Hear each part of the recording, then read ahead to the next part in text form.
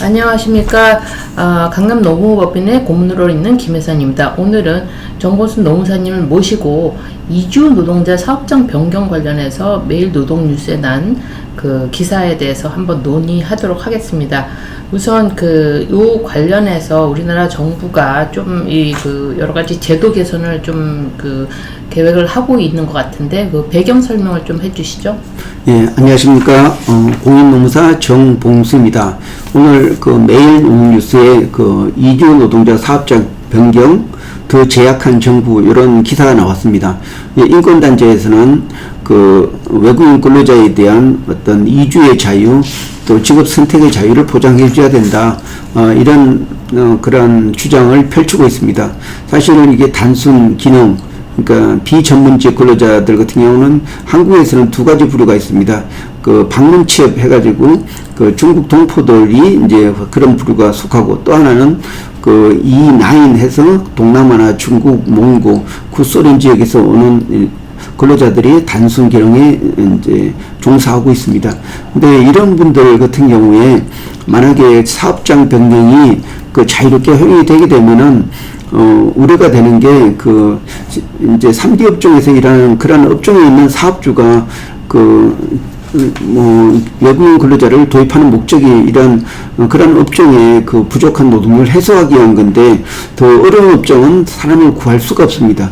또 두 번째는 현재는 모든 임금이 대부분 최저임금에 맞춰져 있는데 임금 상승이 바로 올라갈 거라고 생각되고 있습니다. 그래서 출입국 관리 목적은 단순 기능 같은 경우는 부족한 노동력을 획득하기 위해서 어느 정도 일정한 기간 내에 그러니까 순환하는 그런 식으로 이제 유지되고 있습니다. 그리고 전문직 같은 경우는 또 우리나라의 어떤 전문적인 기술을 가지고 봉사하기 때문에 장기 처리를 보장하고 있습니다. 그래서 이런 목적 때문에 인권단체가 주장하더라도 우리 인력이 부족한 중소기업 사업자를 위해서 사용자가 성인하지 않는 이상은 근로자들이 한번 들어오면 3년 동안 사업장에서 묶여서 다른 데 갈 수 없도록 이러한 구조로 운영되고 있습니다. 네, 그렇군요.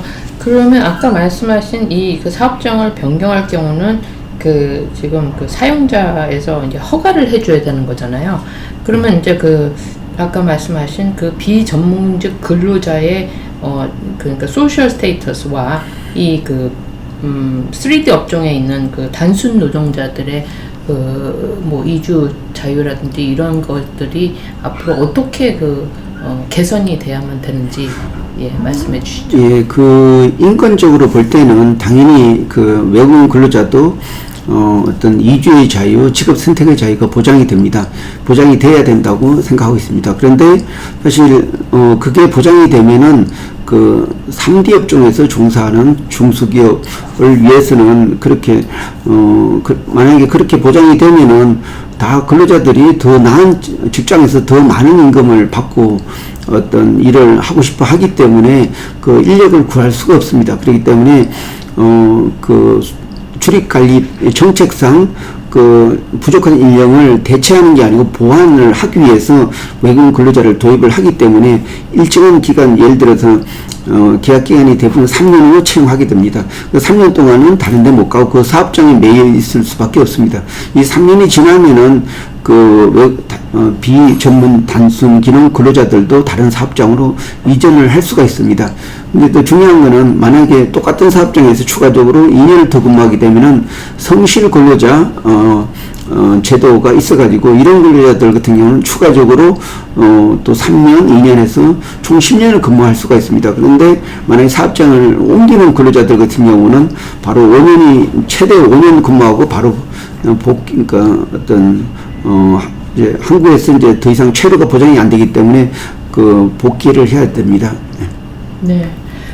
그렇다면 지금 사업장 이전 관련해서 이주 노동자들이 우리가 더 많이 이 단순 노동자들을 활용하기 위해서 장기적인 고용을 해야 되는데 지금 최대한 계약 기간이 3년인가요? 아니면 더 연장할 수 있는가요? 예, 외국인 근로자들은 최대 5년 동안 체류할 수 있는데 3년 보통 이제 계약 기간은 보통 1년인데 보통 외국인 근로자를 고용하는 사업장에서는 대부분 3년 계약을 체결하고 있습니다.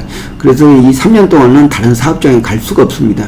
근데 이제 그 농촌이나 어업이나 이런 데 같은 경우는 이제 그 계절적 업무에 많은 사람들이 종사하기 때문에 사업장 추가를 이렇게 해가지고 이게 특정 사업주 아니라도 그 지역에 있는 다른 사업장에서 근무할 수 있도록 좀 허용이 되고 있습니다.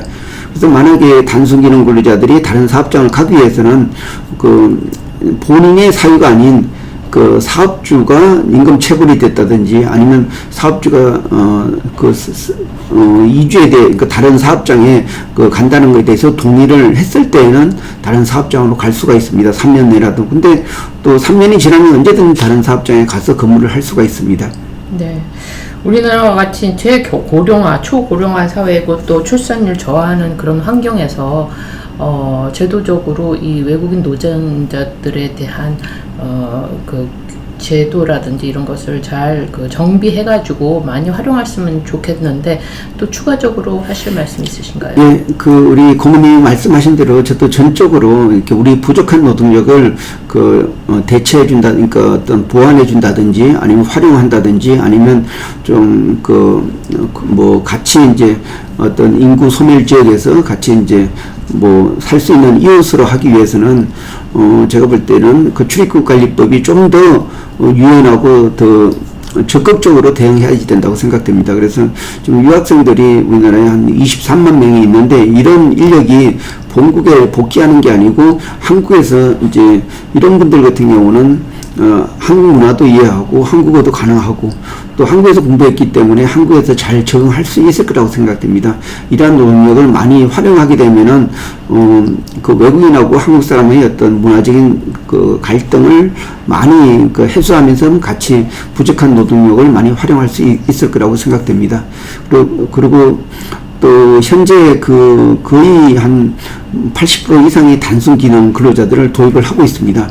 우리나라도 미국과 같이 이렇게 유능한 그런 전문직 인력을 도입하는 제도를 좀 활성화해가지고 이렇게 전문직 같은 경우는 많이 문을 개방해가지고 어느 정도 이제 한국의 이제 젊은 사람들한테 고용에 지장이 없으면은 외국 인력을 많이 활용하는 이런 이민법 제도가 좀 도입이 됐으면 좋겠습니다. 네, 오늘 말씀 감사드립니다. 예, 고맙습니다.